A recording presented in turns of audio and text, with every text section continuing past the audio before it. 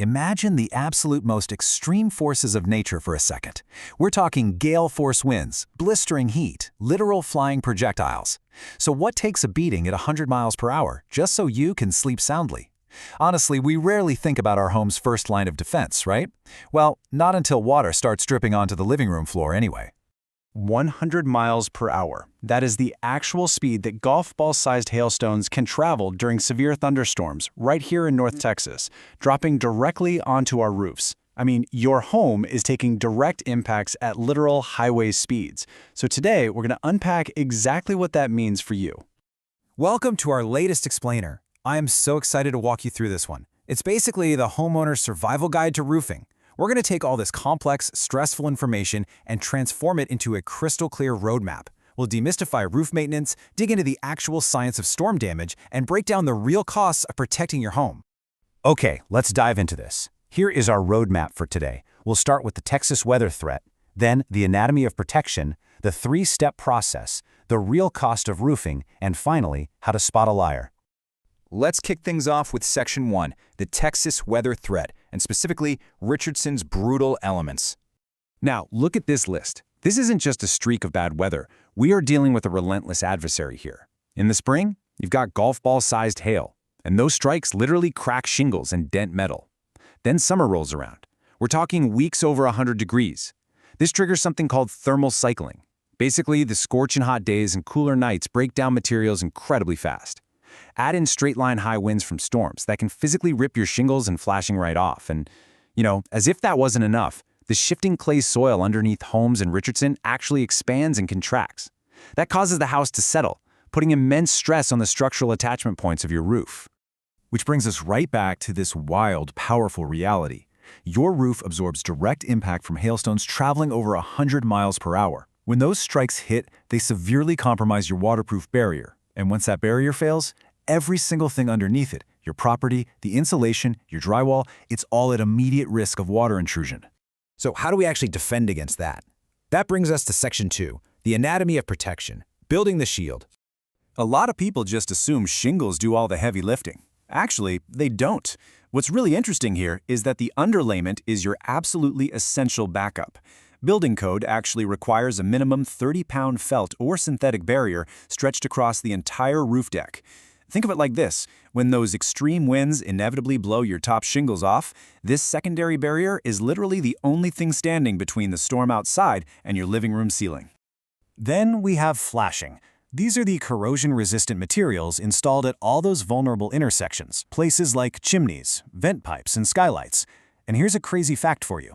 Improper flashing, not actual shingle failure, is the real culprit behind most roof leaks. If water isn't perfectly channeled away from these openings, honestly, even the most expensive shingles in the world are not going to keep your home dry. Now, all of this builds a complete defense system, but it heavily relies on invisible factors, like airflow.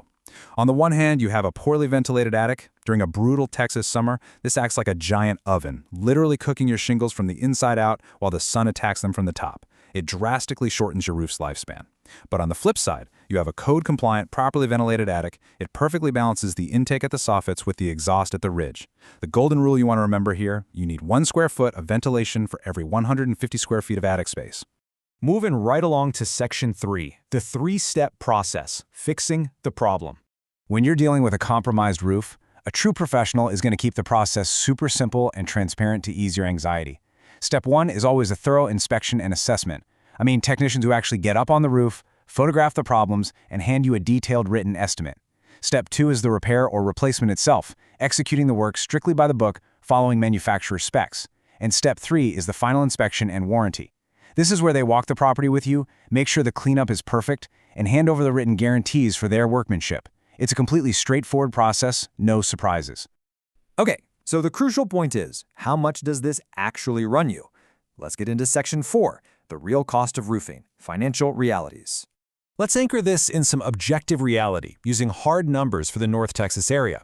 For a standard 20 by 20 garage, that's about 400 square feet, you're typically looking at a cost between $1,600 and $3,200. But for a full 2,000 square foot home replacement, that jumps quite a bit, landing between $8,000 and $16,000. So why such a massive range? Well, it all comes down to a few key variables. We're talking the quality of the materials you choose, the complexity and pitch of your roof, and, this is a big one, the condition of the wooden decking underneath.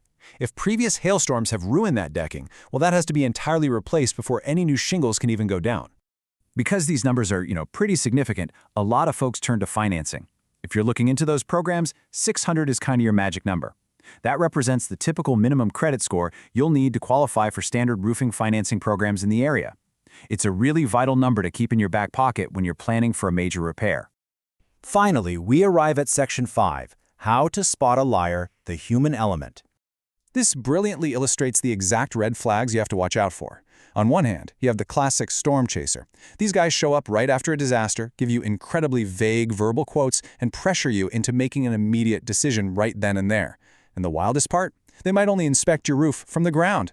Compare that to a true local professional. They are going to provide itemized, detailed, written estimates. They'll physically climb up to inspect your attic and decking. They'll pull the proper city permits, and they offer verifiable local references. The contrast is literally night and day. If you take absolutely nothing else away from this explainer, remember this. Unpermitted work creates incredibly costly problems when you try to sell your home or file an insurance claim. Taking shortcuts with unlicensed labor just to save a few bucks up front, it leaves massive legal and financial liabilities sitting directly on your property. Bottom line, if the city didn't permit it and inspect it, it's basically a ticking time bomb for your wallet. Which brings us to the ultimate takeaway here. Your roof protects absolutely everything you own. Your family, your belongings, your peace of mind. But who is protecting your roof? Seriously, don't wait for a 100-mile-per-hour hailstone to force you to find out.